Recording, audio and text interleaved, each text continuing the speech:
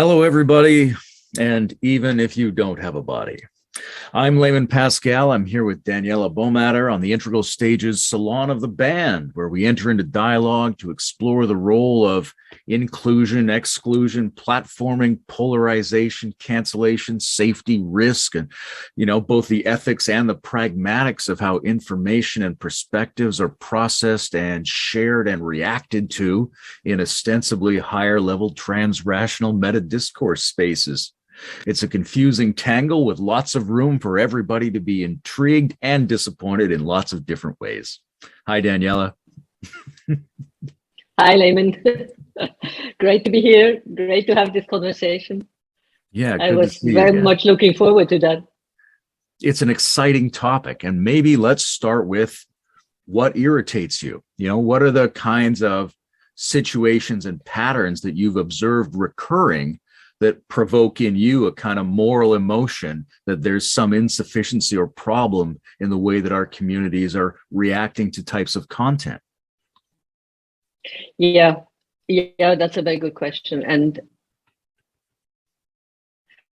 what irritates me the most is that it seems not to be really possible to have a wide open, all-encompassing, complexity-bearing conversation about certain topics or about certain people.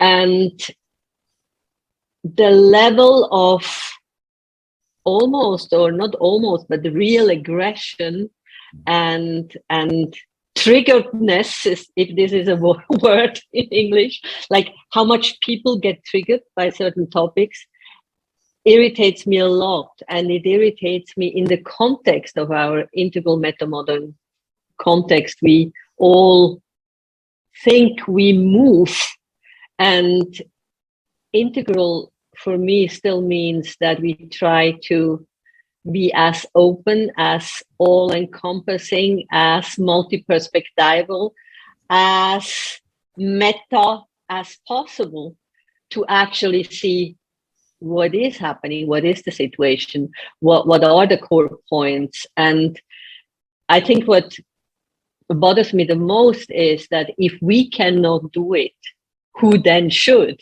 Like, integral metamodern has this idea and this kind of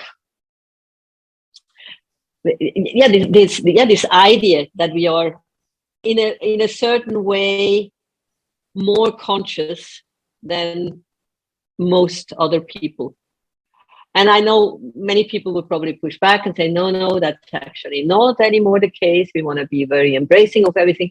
But in the end, it comes from integral. There are stages, there is development, there is movement towards more inclusion, more complexity.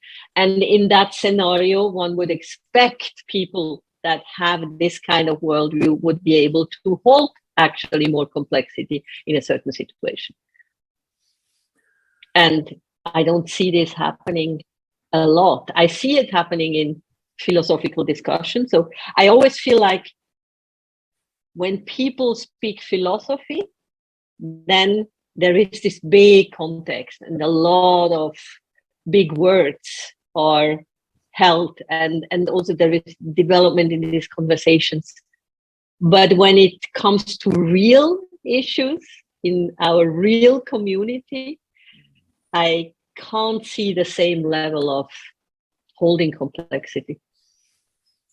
It does seem like there's an implication that we should be holding ourselves to a higher standard. I'm thinking of a beautiful line from the gospel where when Jesus is talking about loving your enemies, he says to his disciples, if you just love the people you love, then how are you doing anything better than what people regularly do? He's sort of asking them to be a little bit aristocratic or, to hold themselves to a different standard.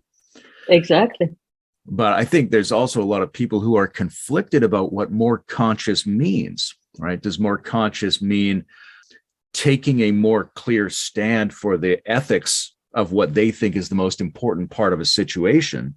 Or does it mean taking a stand for being more balanced and understanding and complex to all the parts of the situation? I think that may be a legitimate disagreement that people have. I agree. I think that's even a very good distinctions you're making. And it's also the distinction that I would see between the green stage of consciousness when we talk integral or spiral dynamics and actual integral teal or turquoise, where green probably would just want to balance all the perspective, and every perspective has the same value, and there is no need to have a higher perspective versus a lower perspective. And that is what then creates this what Candelber calls flatland. But then in integral, we want to still hold all these perspectives, and we want to hold them lightly. And it's almost like we want to look from very different angles. We want to be able to look from very different angles and then draw conclusions. And I don't mind when people draw strong conclusions and have strong opinions. I have strong opinions myself. But then the question is, how do we then treat other opinions that also come from a multi-perspectival view? Are we canceling this, or are we capable of holding them as valid perspectives, even though they are not our perspectives? Yeah, and are the circumstances that we're in as people helping us to do that or preventing us from doing that? Like when I think about this, I think, okay, yeah, a core principle of integrative pluralism is that different kinds of truth don't cancel each other out, right? We're non-reductive in principle. Right? We don't expect one quality to mean that a person's magically good at everything and should be embraced in every part of themselves. And we're not shocked to see that there are shadow elements or immaturities within different people. So we're supposed to have this complex view, non-reductive in principle, but in practice, it's much more difficult. For a number of reasons, right? The simplest one is just that as humans, we're kind of built to use superficial persona indicators to make quick general decisions about whether to completely trust or completely demonize someone. It's not wise, but that's certainly normal for human beings to behave that way. The second is that we exist in a media environment that encourages us and gives us the tools for making quick all or nothing thumbs up or thumbs down responses to everything. Third one I would think is that really enacting a balanced, non-dual, non-contractive, non-reductive way of thinking accompanied by basic human-to-human positive relations, that's hard. Right? That's a skill that takes a lifetime to work on. And so everybody's at a different point in that journey, and that journey is going along different trajectories of different intelligences in themselves. And then you add to that the fact that there are real traumas and real urgencies and real ethical conclusions that people draw, which for them means they're going to prioritize one particular type of response in a certain situation. So all of that's such a huge tangle and mess. It's really hard to figure out how to handle it because each of the parts, for me, has a very different set of solutions. There's no one kind of solution that just solves the whole tangle. No, there is not. And I mean, you bring up a few very good points. I think one thing that I heard you say is we all tend to, in the end, we tend to love black and white situations. I think we humans tend to love black and white because it's so simple. And I would say developing integrative consciousness means that we get out of this black and white thinking because it doesn't work. We don't live in a black and white world. And when you look at all the polarization that is happening now, I think it's a deep need in human beings to be clear what is good and what is bad, and to choose one camp and then be sure I'm in the right camp. I'm the one that stands for freedom. I'm the one that stands for truth. And the other guys are in the wrong camp. They don't have the truth and they are wrong. And you see that everywhere, no?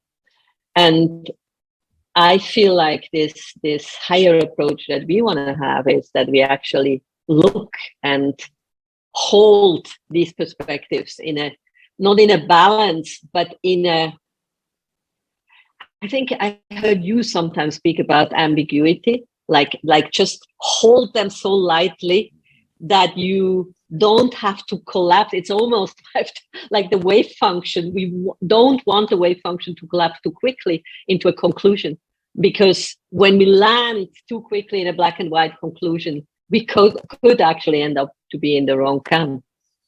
No, I think that's right. It's normal, but it's unwise and it's dangerous, right? I personally, I want to be very, very sympathetic to and supportive of people who have strong reactions to content, or who are prioritizing something ethical, or who are just in the natural human situation of feeling like they need that simple black and white clarity.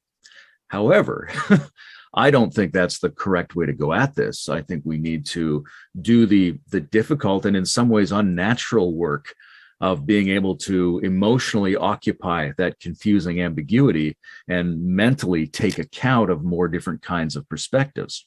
And I know that's very demanding. I know it can't be expected of everyone all the time. And it can't even be expected of everybody who just decides to be part of a so-called higher level discussion network. Nonetheless, we should be able to openly say to each other that that's our goal, that that's the framework towards which we're all working. Yeah, exactly. And then to become very concrete, when it comes really to canceling of people, in the sense that we reduce them to either a specific time in their life, or a single deed that they did, or a single action, or a single tweet, or whatever it is, and then condemn them without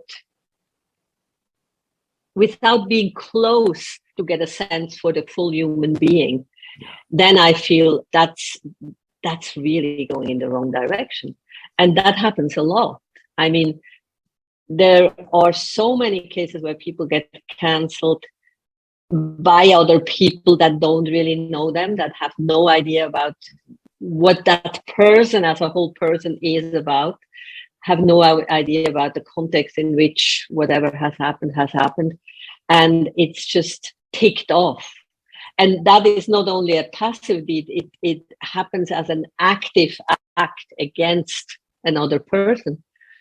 And we just have to be very cautious, because if we do that to each other, because if we do it to other people, we also have to expect that this happens to us.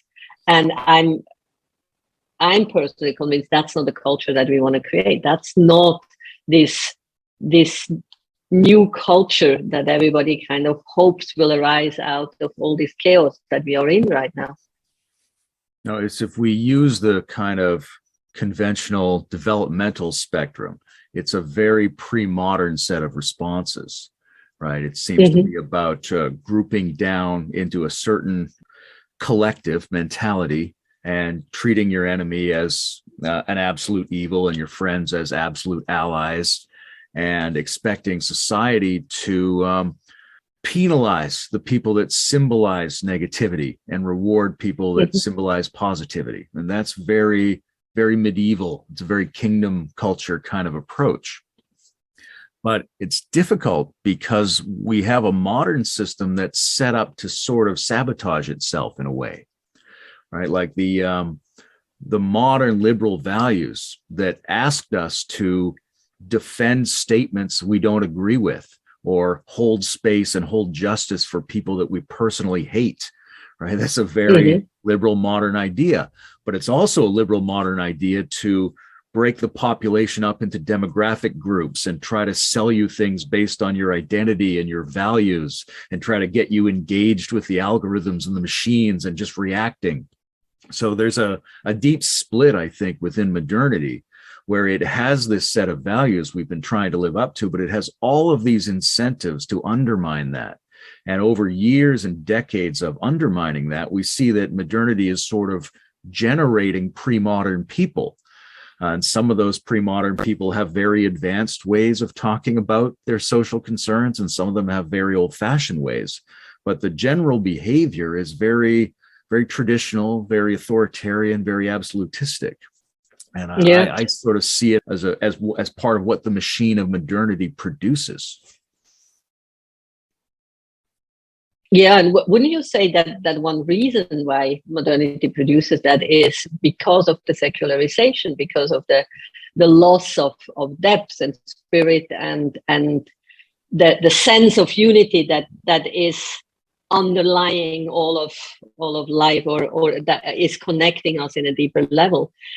It almost, for me, it feels like the secularization of modernity has detached us so much from the depths of our being that we lost the ability to see each other as full human beings, full spiritual human beings.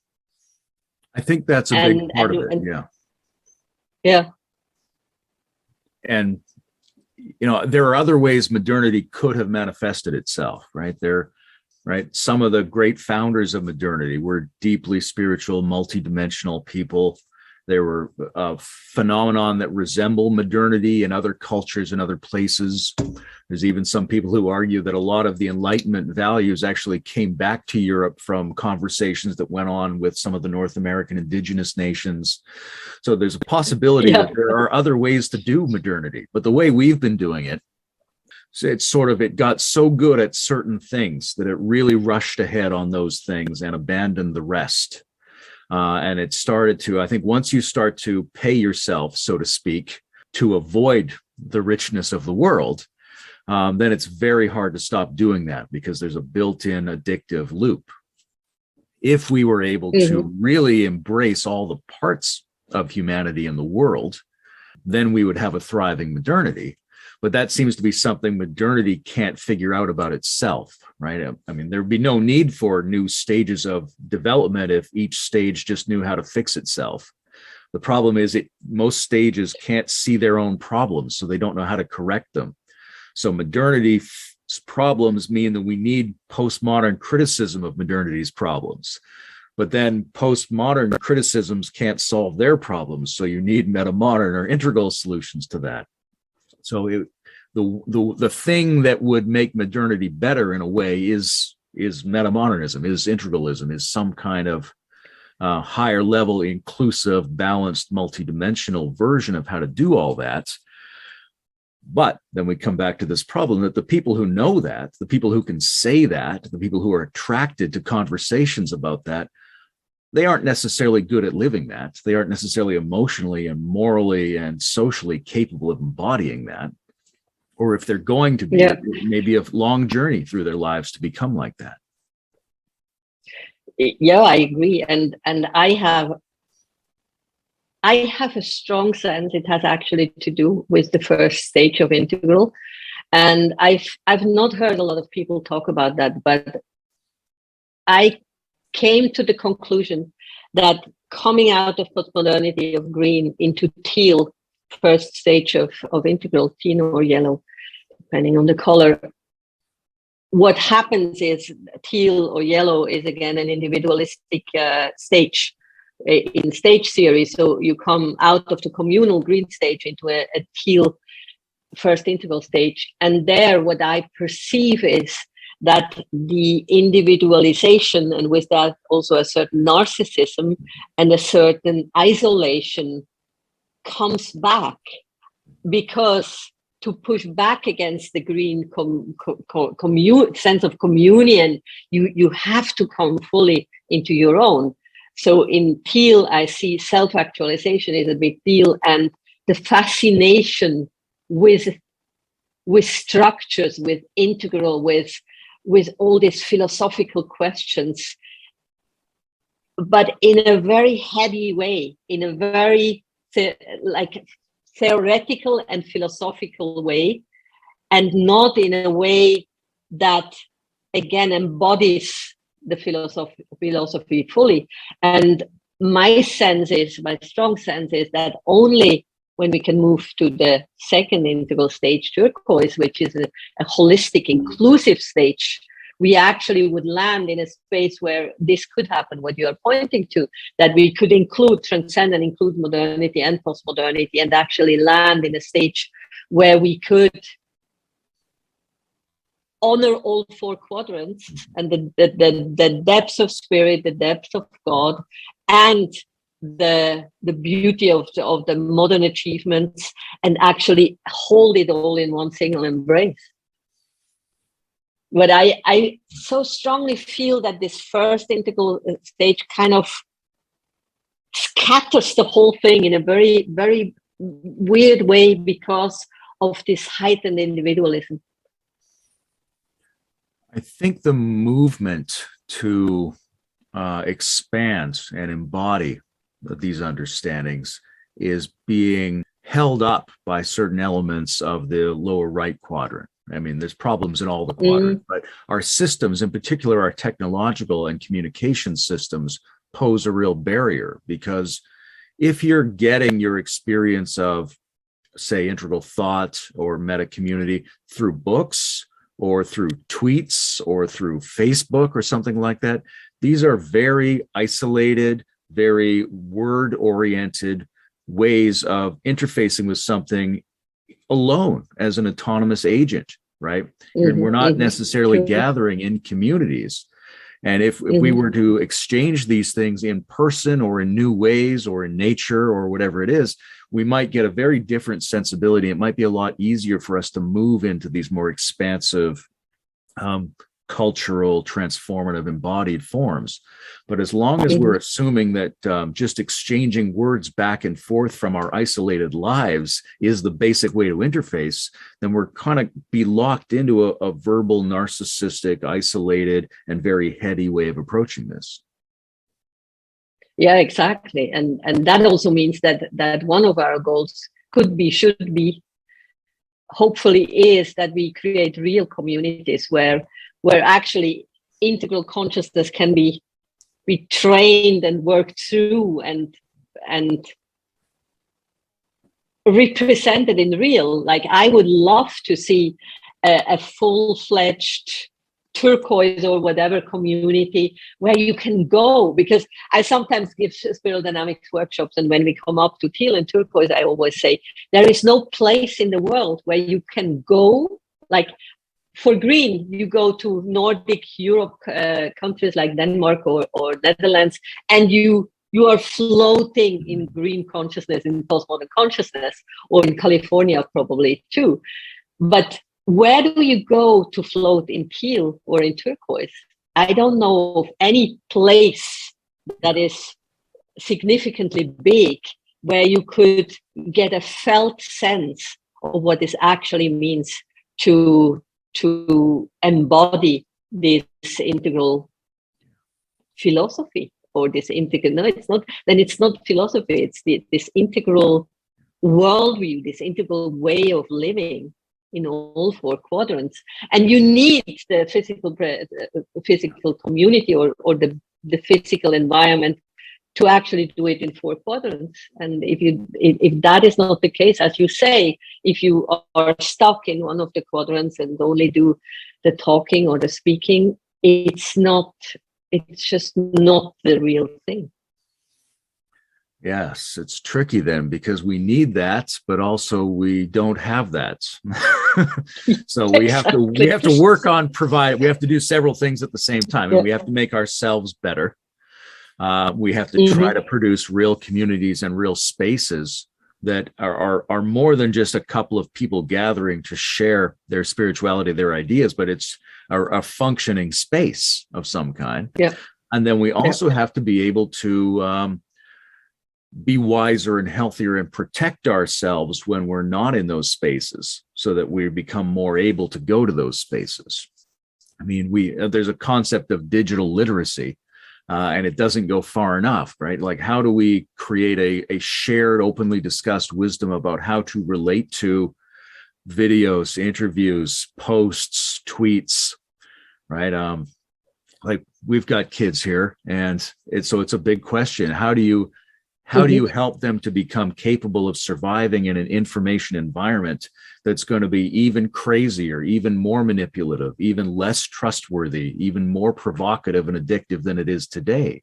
What are the skills we need for that? How do you be in front of a screen so that your best self shows up rather than your worst self? And it's a big, dangerous problem. You know, some of our great sage ancestors, I mean, the Taoists come to mind as people who were saying there's a difference between your experience and the social symbols. The word is not the thing. But that was kind of a luxury for people who wanted to pursue their spiritual maturation. Now it's almost a survival skill. No, that's totally true. And that brings us back to what we see on social media, where I kind of got triggered and what initiated this conversation between the two of us, that I felt like, why is it not possible that at least in this integral meta-modern context, we can have civil conversations about literally everything, and don't just go into full cancellation mode or aggression coming from the lowest chakras. And this is what we have to train. We have to train it ourselves, and we have to hopefully help our children to learn that from the beginning. But it's a big deal. We have to train. One of the things we have to train is the feeling of a gap, all right? And sometimes that's a pause, and sometimes that's a difference between information and your just felt experience of yourself. But it seems to me like it's hard to establish that distance when social pressures want you to collapse that distance. What am I thinking of? Schopenhauer had a great idea about the sublime. He said the sublime is like a dangerous thing that you're far enough away from that you can appreciate its other intriguing aspects. So I don't want to be near an avalanche or a nuclear mushroom cloud, but when it's way over there, I can appreciate its aesthetics. So when people are really involved in a situation, right, when they're actually in danger or where they've been in danger in a way that gets triggered by that situation, they're very close to it. And it's understandable that they consider that to be risky. But then there's a privilege for people who are distanced from it. And we have to be able to use that privilege somehow to have more balanced, more civil discussions. But that's problematic when the information is in your pocket, right? When it invades you with immediacy all the time. It's not like a book that's over there on your shelf. It's sort of flashing images and words and pictures and sound at you, and it's all over your body. It's everywhere you go. So we need to be more intentional about establishing that space, because the information tools we have are constantly giving us a sense of urgency and immediacy that wasn't necessarily natural to other forms of media in the past. So our natural tendency to be on high alert when things are immediate, which is a good animal tendency. We need to be alert for things, but it gets triggered all the time by our information tools. And so we need to be extra conscious in order to reestablish some distance. Yeah, reestablish distance. And at the same time, I also think we have to reestablish closeness and actually become more conscious again that behind every word that is written on Twitter and Facebook and every post, there is a human being, a real human being with real feelings, with a biography, with a life, with probably kids and fathers and mothers.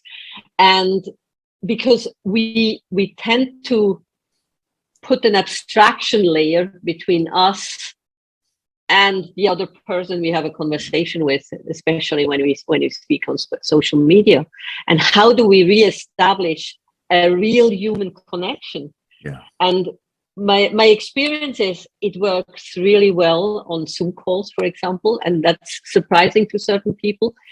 In Manifest Nirvana, our online ashram, we do a lot of intersubjective dialogue work. So that's one of our practice, to do intersubjective dialogue where we connect on our deepest level on Zoom. And this practice works perfectly because you allow yourself to be as close as you can, and you can create a closeness and a being together that is comparable to sitting in the same room for that hour or two that you have these conversations. But the moment I feel when it comes to the written word, and it's not only the written, but it's also that you are not in time sync. It's not like a back and forth, a real back and forth, but it's, I post something now and you respond to it tonight after you come back from work or whatever. And then we lose this sense that we actually talk to a real human being. and we just, yeah.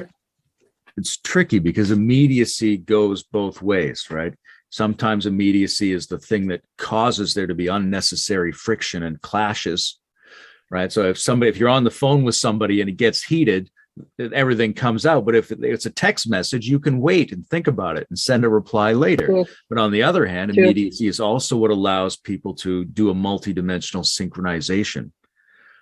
And that's going to become trickier going forward, because I think a lot of this is about how easy it is to be deceived, right? It's very easy to be deceived with words. You don't know what the other person means. Right now, we can go to a Zoom chat, but there will be a day fairly soon where you won't be able to tell if it's a person or not, right? And we have that problem already, which is some of the people that we communicate with online may be robots, or they may be part of an advertising campaign, right? They may be not a real human being to whom we can have a deeper multidimensional relationship. So it's a very strange situation where we need to get better at this skill of remembering and exposing ourselves to and accessing the full humanity of another being. But also we need to get more vigilant and suspicious about the fact that there's a lot of non-humanity going on here too that's getting in the way. And how do we be suspicious but with a good conscience in ways that don't shut us down when we actually have to deal with actual people? Yeah, that's a very good question. And yeah, I mean, already today, when you see all the ads that pop up, the ads is the first step of a non-person talking to you and trying to sell you something, trying to convince you of something. That's totally true. But in the end, it's our awareness that we are actually interacting with real human beings, and resist the temptation to reduce these human beings to one sentence, to one statement, to one thing I think I know about that person, and really have the graciousness to stay open in a conversation like this, and not collapse it down to these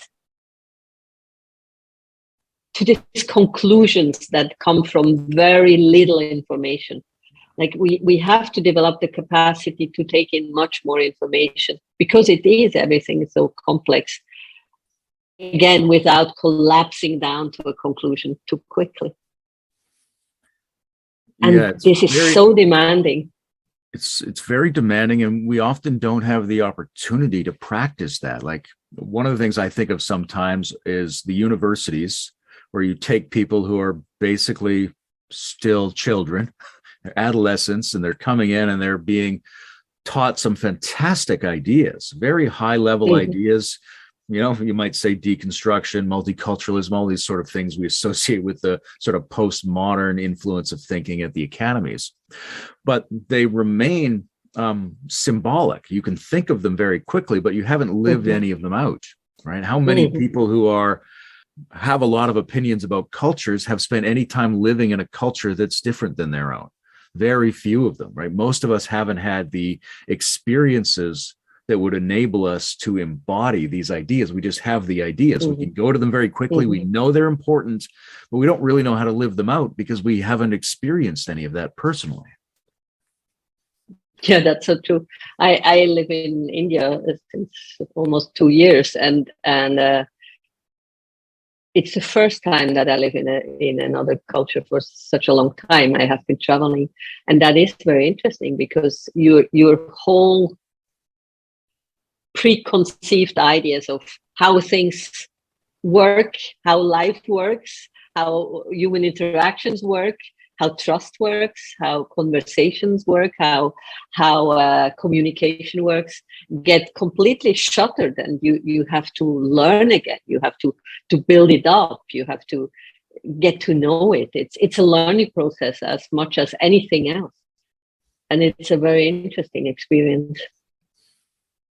Well, another thing that's interesting about all of this is the notion of platforming, right? Cancel culture and the idea of the responsibilities of platforming. I mean, it's pertinent to both of us because we have to make decisions around who shows up and is broadcast in certain spaces.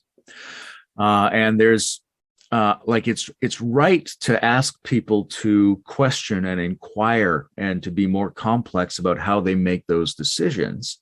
But at the same time, there's this very old-fashioned reactive tendency to think that if something is available and if it's not being condemned completely all the time, then somehow it's being promoted and encouraged. Yeah, exactly. If gay marriage becomes legal, then the government is pushing it down our throats or something like that, right?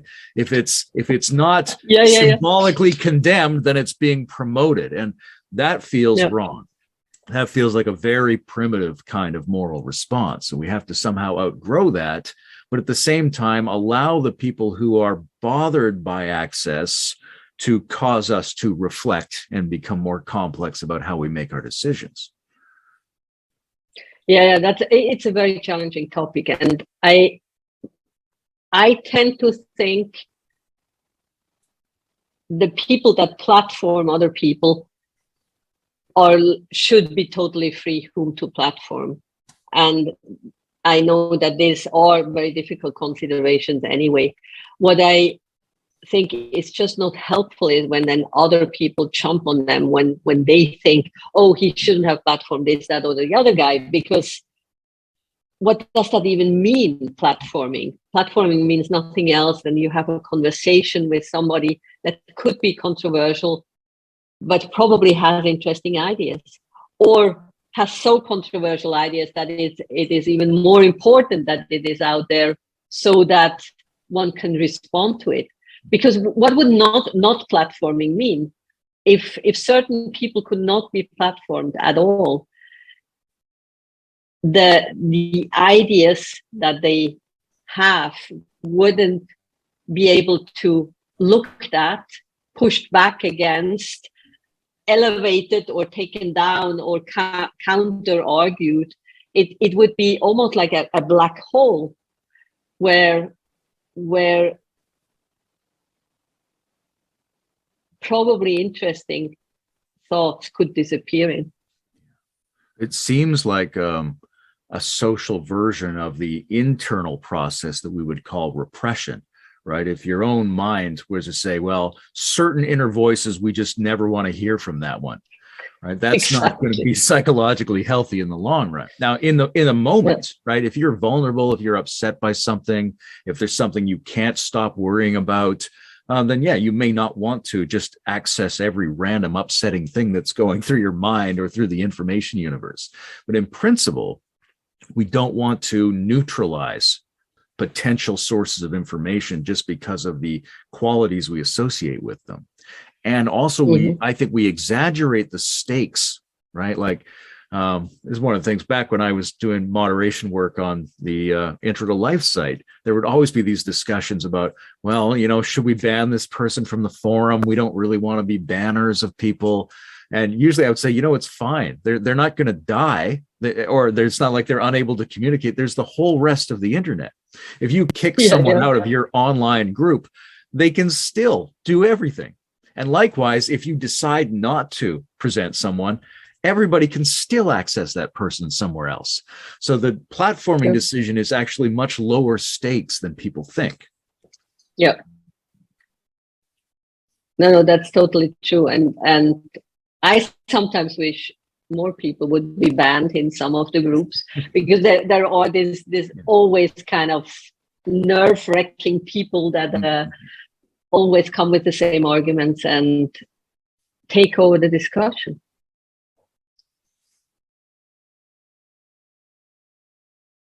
Yeah, there's a question about what you would use, like what criteria would you use to ban people? Because it seems like there's two different criteria, at least two, right? One criteria is if there's somebody who makes other people feel really unsafe, we might not want to have that person in this space. But then also, if there's someone who just constantly dominates the space in terms of their point of view, even if it's a very good point of view, if there's way too much of it and they don't have a kind of mutuality, then they should probably be banned as well. And not because we think anything negative about them, just because they show up too much.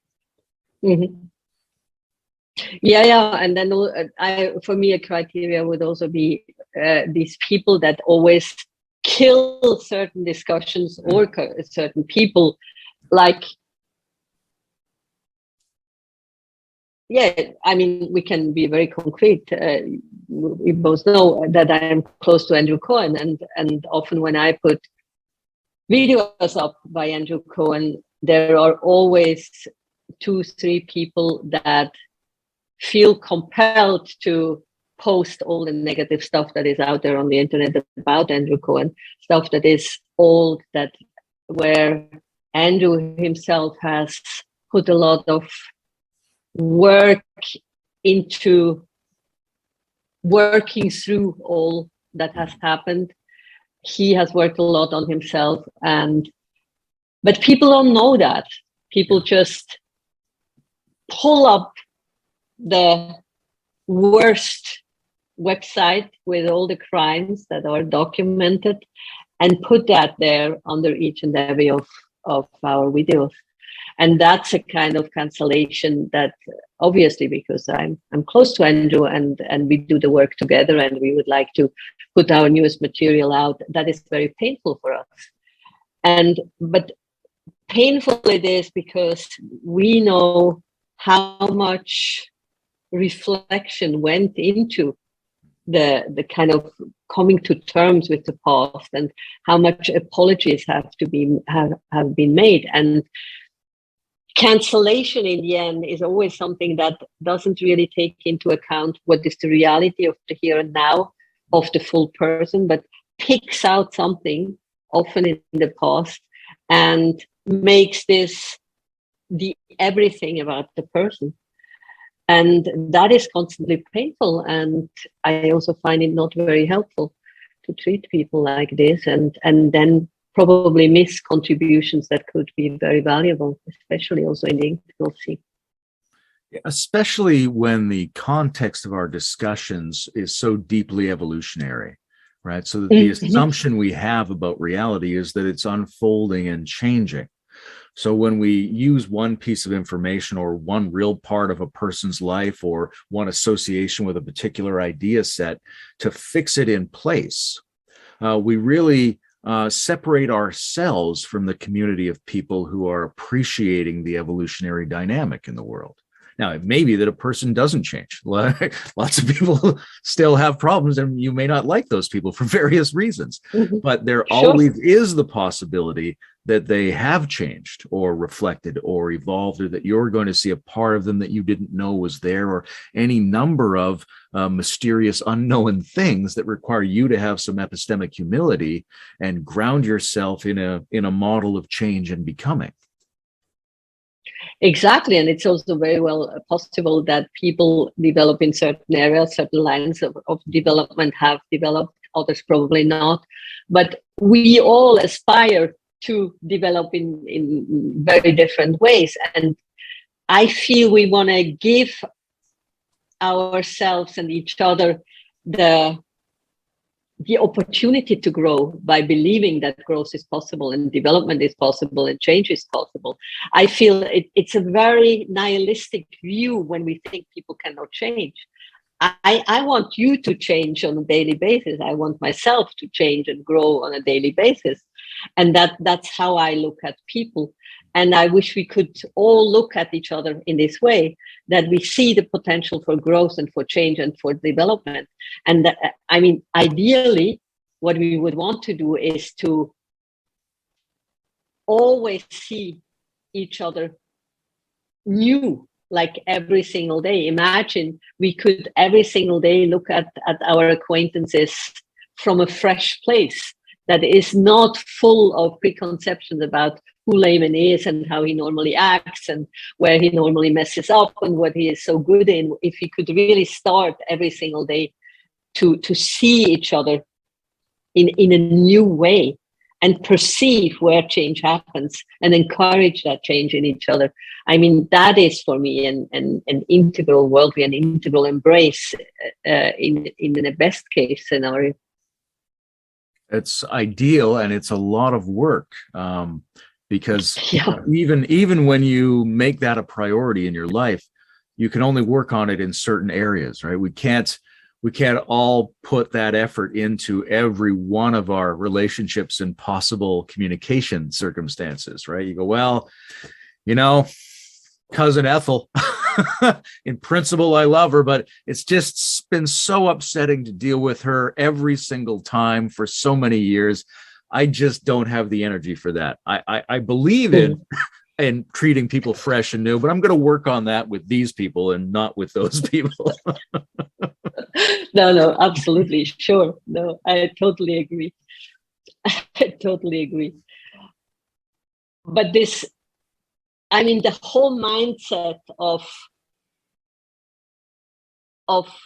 constantly being this not already knowing, like this place where we try to not be totally conditioned animals or totally conditioned robots, but actually are capable of seeing each other and the world and the situations and the complexity of the world with this openness of curiosity, what is actually there, and get out of the prison of the conditionings.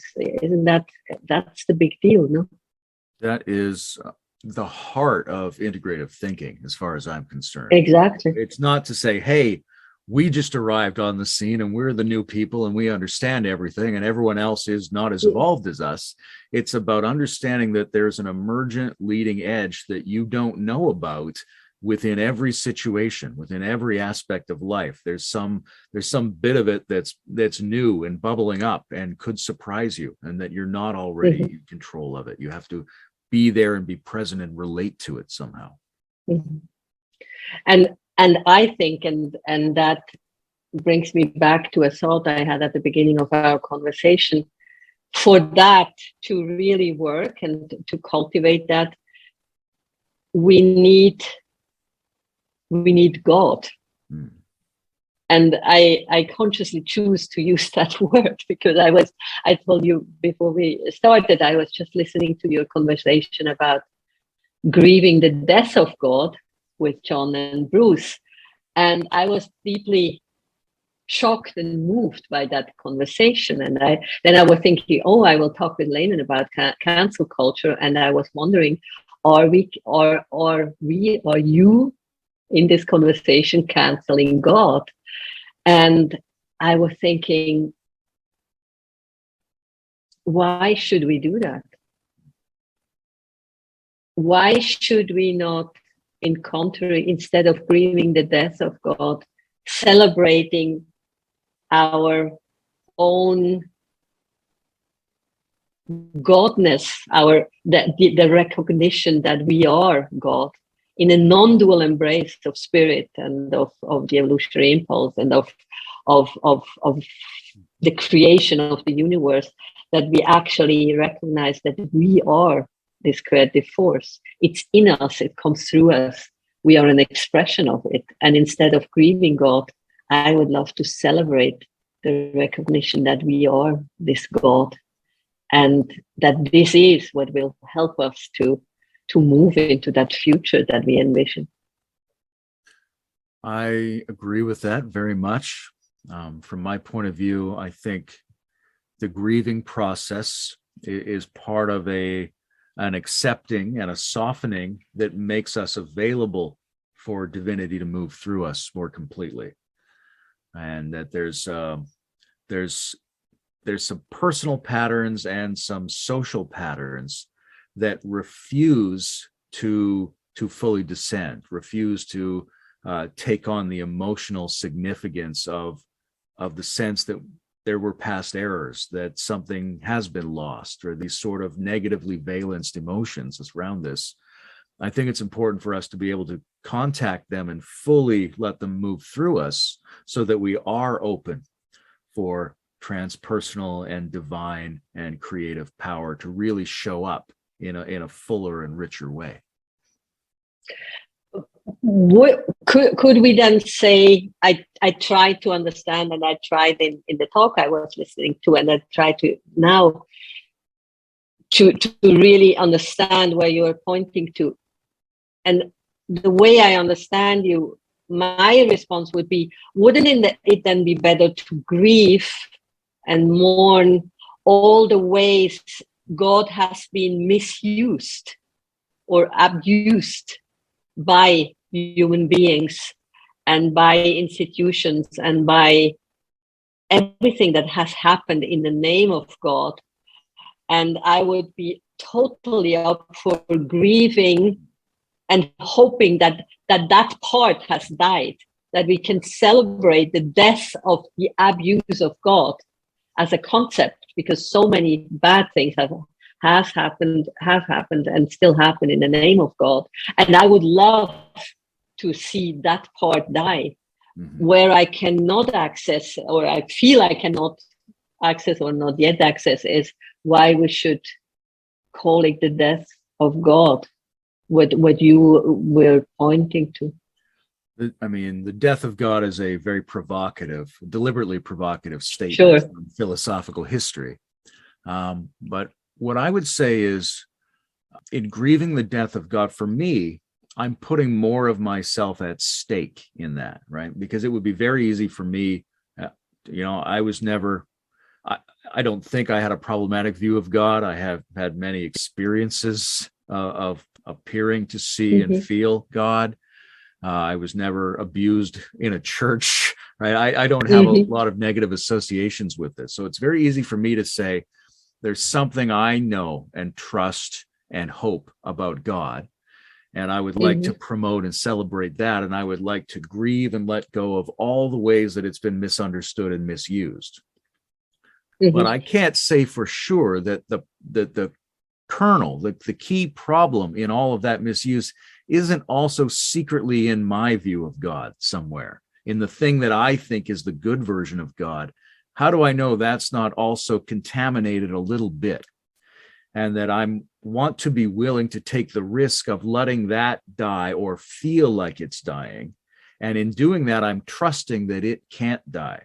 That if I'm willing to go through that feeling of letting even the good one die, if it's really the one I think it is, it will still be there on the other side. Interesting.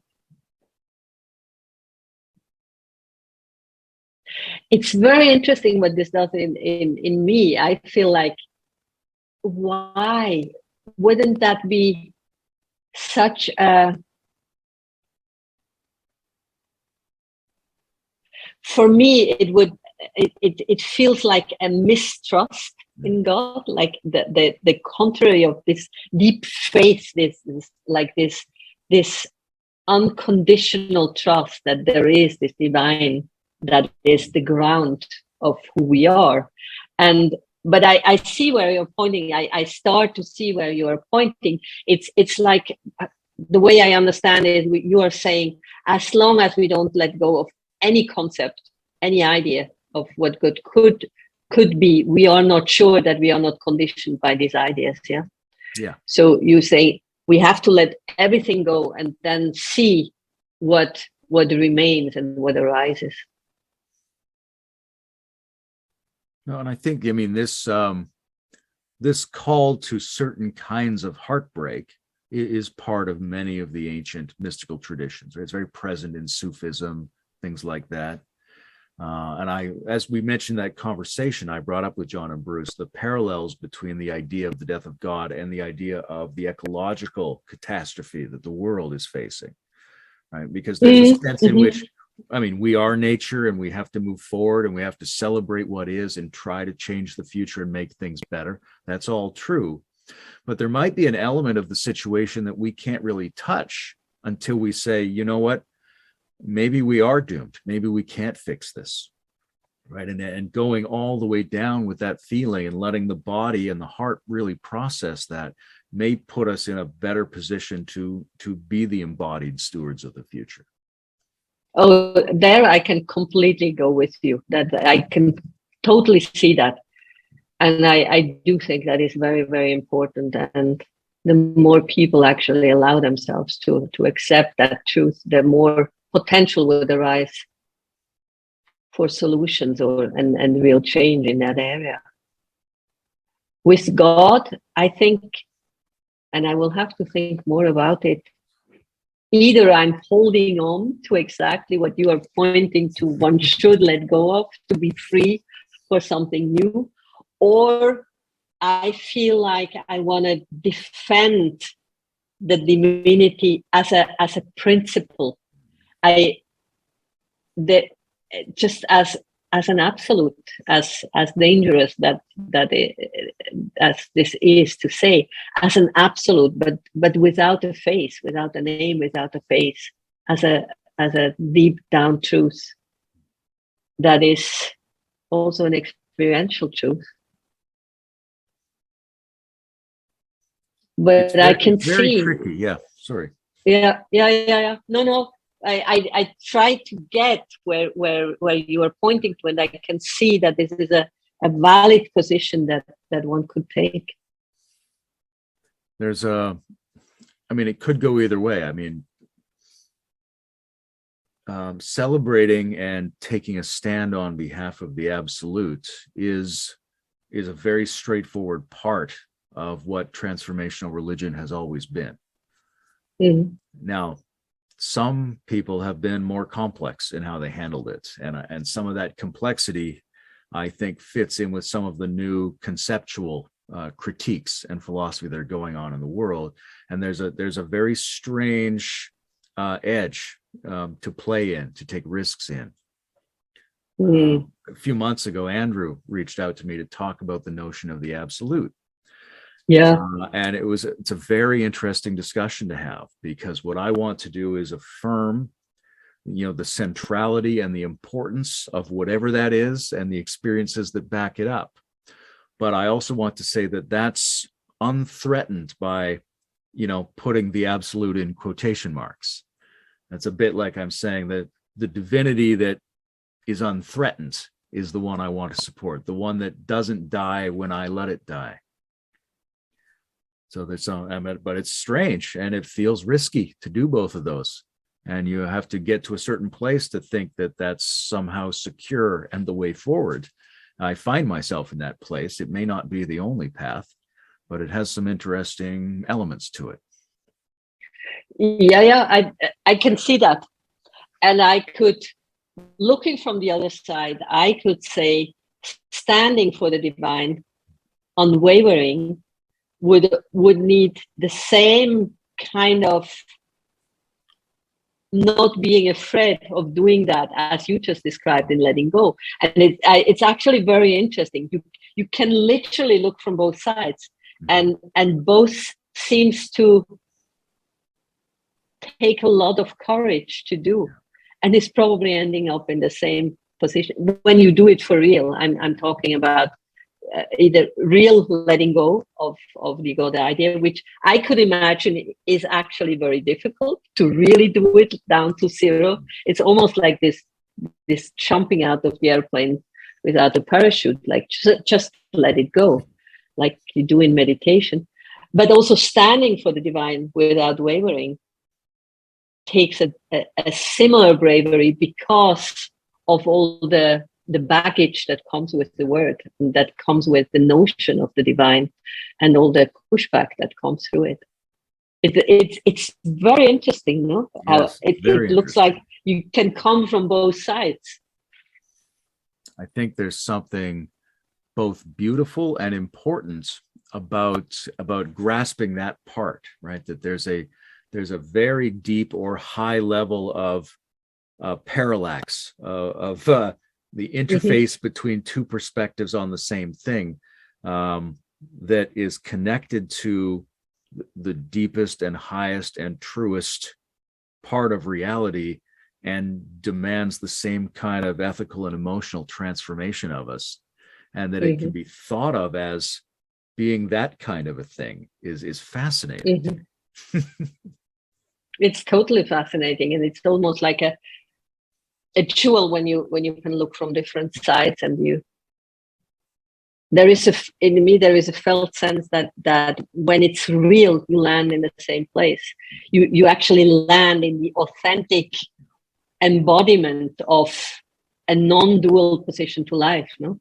Like, because when it's actually a non-dual position, the divine is there and the humanity is there, and the feelings and emotions and life is there fully, and nothing is missing, and nothing needs to be let go of, and nothing needs to disappear, because it's a non-dual embrace of reality. It reminds without me the of my need favorite, to specify it. My favorite sure. versions of Christianity are like this. There's lots of versions of Christianity I don't like, but some of my favorite ones really understand that symbol of the crucified God, right? And he's in a moment where he's absolutely nailed down and broken down, and even kind of loses his faith for a moment on that cross. Yeah. And that's the moment when the human and the divine are truly interpenetrating in the, as he's come all the way down. It's beautiful. Yeah, and that's also the thy will be done and not mine moment, yeah, where you actually surrender to something that is not understandable, not describable, to the divine as something that is, there are no words for it. This is my favorite part of our conversation, but I'm going to try to see if I can connect it to the earlier part of the conversation. Yes, please do. Please. There's something about the element of risk. You know, when we talk on the integral stage about what our mission is, right? And we sort of clarified it to be, we're going to explore and expose people to the widest variety of positions and perspectives within the general meta terrain, right? And we're not endorsing or supporting, we're providing access. And in providing access, we also have to show up and try to connect as humanly as possible with each person. That's what we're doing. And we've had pretty good responses, right? People tend to like us and value us. Some people have been upset by some things we've done, but we can see that the future involves more of that. There's no way to be present on the internet, exposed to every possible person on earth without receiving negativity in response. We haven't received a lot of negativity, but if we continue to do this and if we continue to grow, we are inevitably going to get more of that.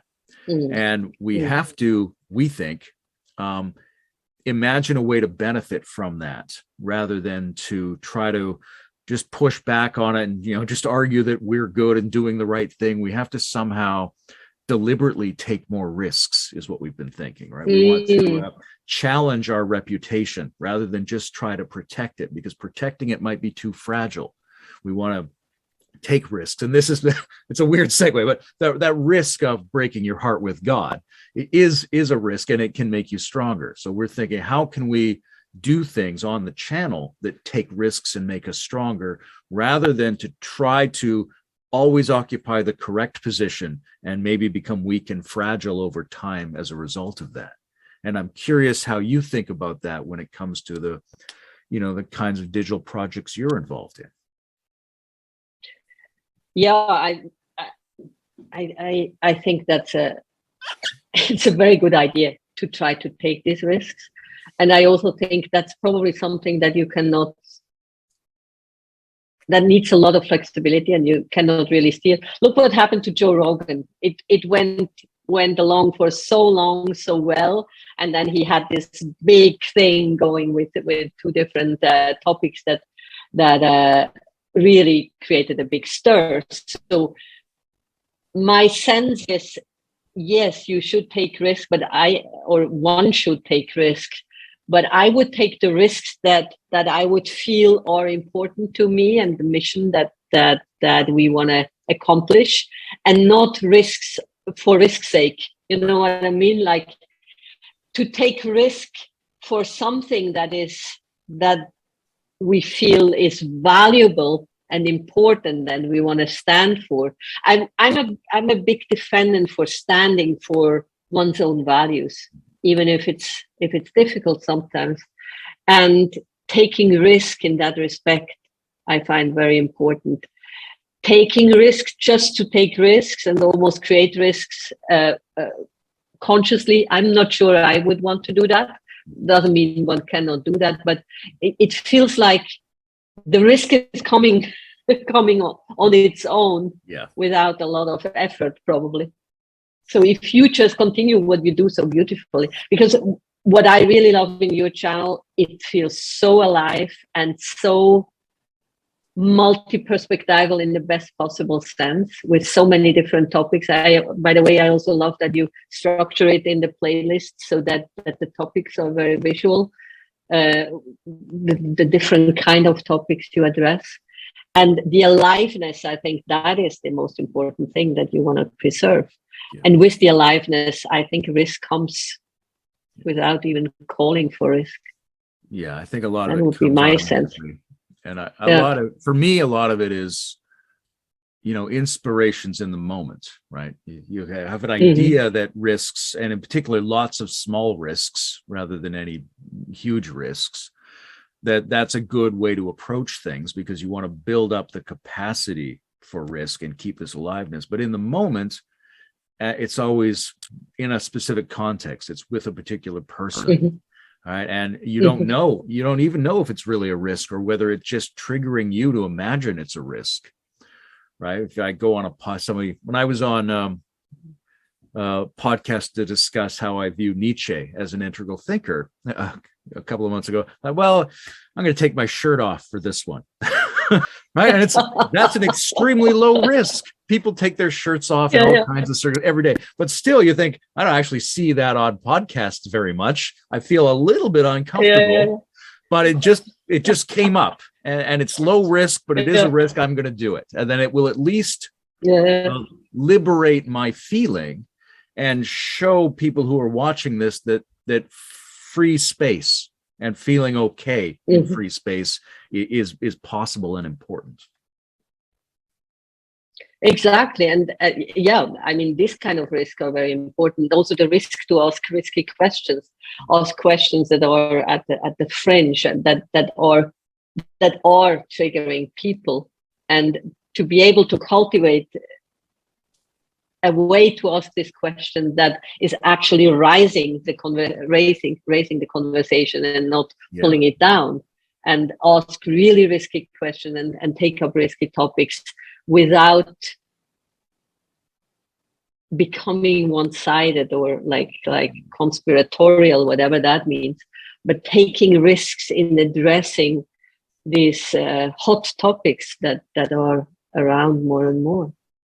That's a really good point. And it's, we don't exactly know what's a risk or not a risk, right? So to whatever degree I've been able to ask questions that are interesting or broach hot things, it comes out of me being committed to just asking what I'm curious about, right? Because that's all I know how to do. I can't actually determine what's important or not important, or what's risky or what's safe. Those are conceptual.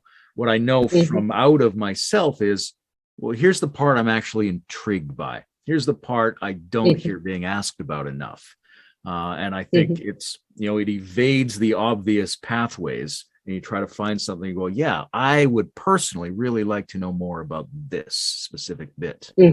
That's all I know how to do. And so part of my attempt to stand for my values and integrity is to stick to that as much as I can.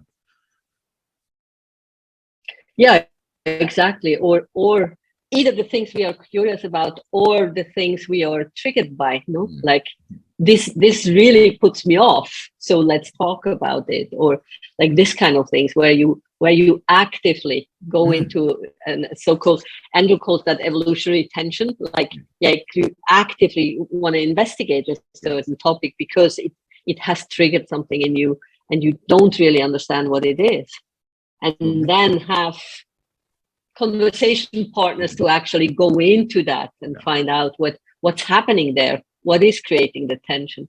These 2 points together, bringing curiosity and triggering together, seems to be really important, because one of the things happened, there have been a couple of videos that we've put out where certain people have been upset, right? And so our instinct is like, well, come on the show and tell us about that, right? And not everybody wants to do that. But our feeling is that if you can bring the triggeredness doesn't necessarily have value. It might or might not. But when you combine it with curiosity about how that works in yourself or in someone else, then there's definitely value there. Yeah, I have no doubt it has. And I actually think that's how evolution works, no?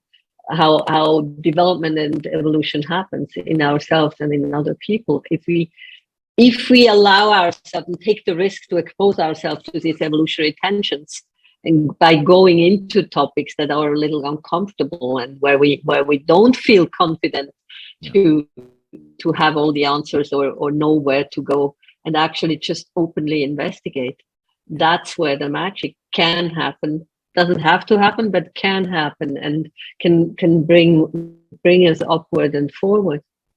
I think that's in my reading of Hegel, that's what the dialectic is like, right? That you have something, you have a system, you have a feeling, you have an idea, and then something thwarts it, something contradicts it, something gets in the way, undermines it, or disturbs it. And that's the moment at which you might be able to grow to another level by absorbing something about that, not neutralizing it, not balancing it out necessarily, but taking something from it into your identity. But that requires that you be present and be curious rather than just see it as the opponent of what you're doing. Exactly. And it also requires a certain training of having this kind of conversations we call it beyond the ego space, like, or in our authentic self, like, because when egos talk to egos, whatever ego means, then ego triggers other ego triggers, and that never ends well. But when we can learn to come from a space that is beyond ego, or ego gets into the back seat, and what is in the front is this curious mind that wants to find out, but also can have strong opinions, but coming from a place of freedom to investigate, and not from a place of being invested in an opinion or a thought or an idea about something like this. That's what we cultivate in Manifest Nirvana as intersubjective dialogue, this place of coming together where you can actually interact in openness about every topic. But the place from where you look at it is a different one than in many of our normal conversations, where ego meets ego and triggers the other triggers, and then you end up in a mess more often than not. There's something coming up for me that there's a kind of left-right polarization in that, or two kinds of complementary skills. Because on the one hand, in order to get into that situation, individuals, and this is the kind of conservative side of it, the individual has to take responsibility for stepping beyond those egoic reactions. Yeah.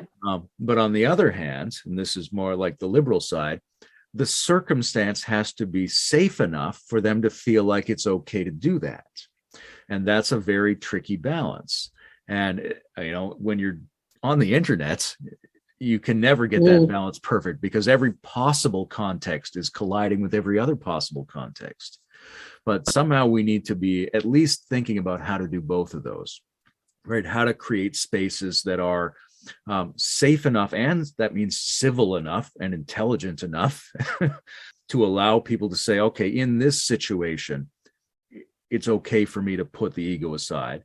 But also, I have a duty as an individual to remember that that's how you are authentic. That's how I want to be in the world, that's a choice I can make. And we have, getting those together is tricky, but the possibility of getting them together is beautiful. I just wonder, do you think that the authentic part of you and of me really needs the security? Isn't it the ego that actually needs to feel safe? And if you actually can choose to identify with your authentic part, that's my understanding of that authentic self, is is my liberated self that would not be too invested in what is a safe space or not, because that part don't need a safe space to feel free. That doesn't mean that part would not also choose which discussions to have or not. I'm more making the point about who is actually looking for the safe space. Is it really the authentic self? I see it over a developmental journey, right? So I think that as a person gets more capable of allowing the authentic self to be the one who inhabits the organism, then that becomes more and more a very clear choice. But before you get to that capacity, the ego has to agree to not interfere. You have to feel safe enough to even try that. It's like having a guard dog. Yeah. You've got to calm him down if you want to invite someone else into the house. No, that makes total sense. I totally agree. Yeah. That's also why we feel it's so important to create these safe spaces to train. Like when we train into subjective dialogue, it's nothing else than doing a workout, like you do body workout. You can train yourself to have the authentic self coming to the front and the ego taking the back seat. And then we train to talk and have conversations from that place. And it's as much a training and a workout as anything else. And it needs a lot of practice. But if you can do it, it's so beneficial for any kind of conversation. But it takes a lot. Yeah. Especially when you try to take it from purely philosophical discussions, where it's kind of simple. When you have a philosophical spiritual discussion, it's kind of simple to have the authentic self in the foreground. But then when you start to talk about finances and organizational matters and new world systems, then it gets a little bit more tricky. That's right. It's very different. You go, well, how do you feel about the 4 quadrants versus how do you feel about child pornography? You activate very different parts of ourselves. Oh yeah. Something about safe spaces I wanted to mention is, in my mind, I always think it has to be safe for ears and tongues, right? It's safe space is a safe space to not hear something that's going to overwhelm you, but it's also a safe space to say things, feeling that you're safe to say things, even if you might be wrong or you might be upsetting. Yeah, no, that's very true. That's probably even more important, because when you want to authentically express yourself, that is an important part, and that is also what creates this creative tension or this friction that actually allows for something new to bubble up. Because without being able to tell my truth authentically and you tell your truth authentically, and we can meet and see how we can bring it to a higher integration. Without that, there is no evolution and no development. That comes around again to the technological problem, I think, which is, I think we go, well, let's set up a context in which we consent to allow ourselves to say our truths, or even to say things that aren't our truths, so we can try to find out what our truths are. That's okay. Mm-hmm. But when YouTube is prompting me to click on a thing, I didn't necessarily consent to that, right? And then suddenly I'm just hearing someone's truth that I'm not ready for. So, right, there's the machine of the world and technology and commerce is pressing into our space, and it's triggering a lot of justifiable caution. And we need to get much wiser about how to make ourselves feel secure and full of agency and sovereignty in that exchange with all the devices and all the information coming at us.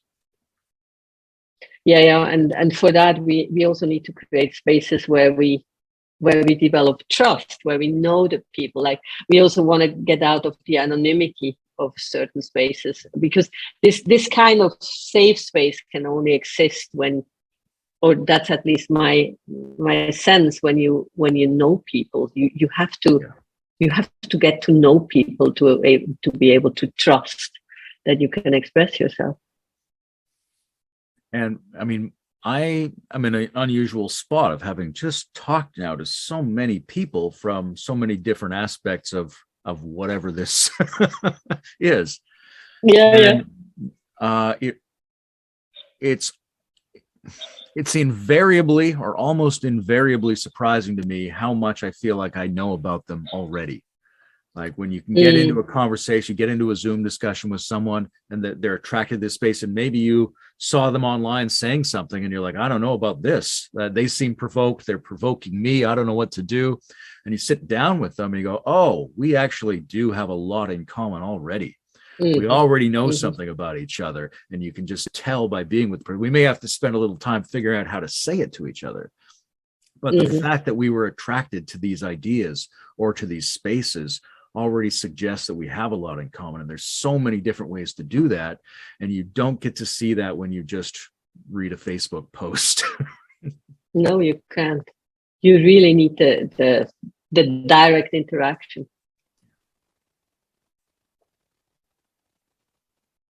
Wow. Guess we're just about done here. Yeah. Wow, that was wonderful. Yeah, important topics. Lovely to be with you. Yeah. Same Praise here. be to God.